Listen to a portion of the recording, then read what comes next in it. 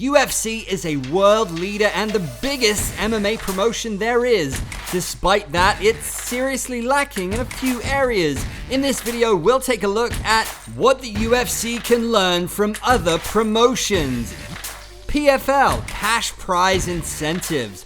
Fighter pay has long been an issue in the UFC, and although Dana White's company is still the best place to make a living as a professional fighter, the UFC can look over to the PFL to provide more revenue streams to the athletes. For those unfamiliar, the PFL is structured in seasons just like any other major sporting organization in the US, such as the NFL, NBA, and MLB. In other words, it does not have the conventional year-round event and ranking system that the UFC follows.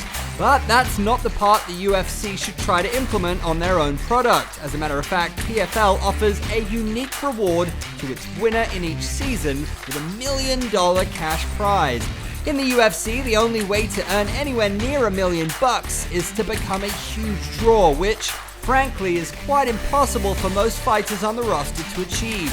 Middle-of-the-pack UFC fighters only make an estimate of $160,022 for each fight. So if the UFC were to implement cash prizes for some special bouts, it would definitely provide more stakes as well as incentivize fighters who otherwise would never come close to sniffing that amount of payday. This could also solve matchmaking problems that are hindered by contract negotiations. As we've come to learn, high-profile fighters have recently learned to use what little leverage they have to get themselves a more lucrative contract. If a cash prize is involved with a tournament-style contest, then it might just make some negotiations easier for both sides. One championship, hydration testing.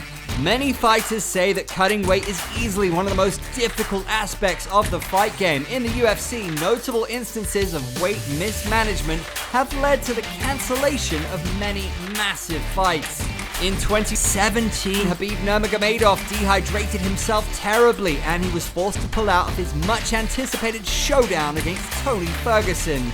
More recently, Khamzat Chimaev missed the contracted weight by a whopping 7.5 pounds, which led to a reshuffling of the card at UFC 279.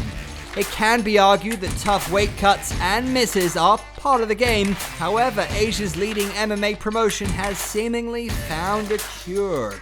Fighters competing under the One Championship banner still have to tip the scale and hit a certain number. However, dramatic fluctuations in body weight are against policy and can result in automatic bout cancellations.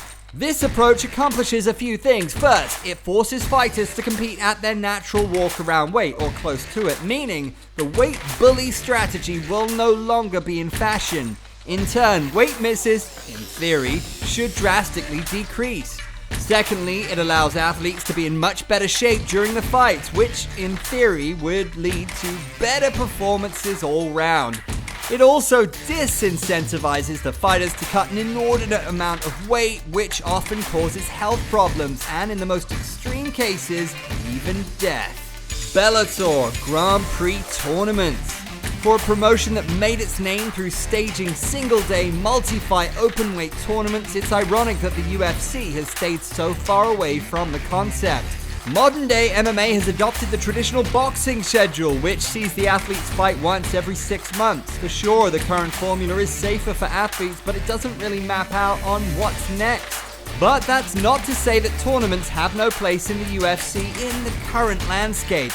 In fact, Dana White and his cohorts only need to look over to their biggest competitor in North America, Bellator MMA. Bellator was originally founded on the tournament structure, where title shots are earned by wins as opposed to popularity. But it wasn't under current president Scott Coker, who took over the company, that originally thrived using the Grand Prix format.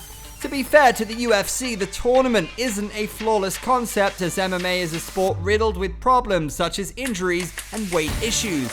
However, it offers a solution to a current problem that all fight promoters face. For instance, how do you get fans to care about non-title fights between two relative unknowns? Well, one way to do it is to sell people on the stakes via a tournament. Instead of having interchangeable fighters square off in random fights, each contest will now mean so much more and possibly attract more viewers. like and share, and don't forget to follow Sportskeeda MMA on all our social media platforms.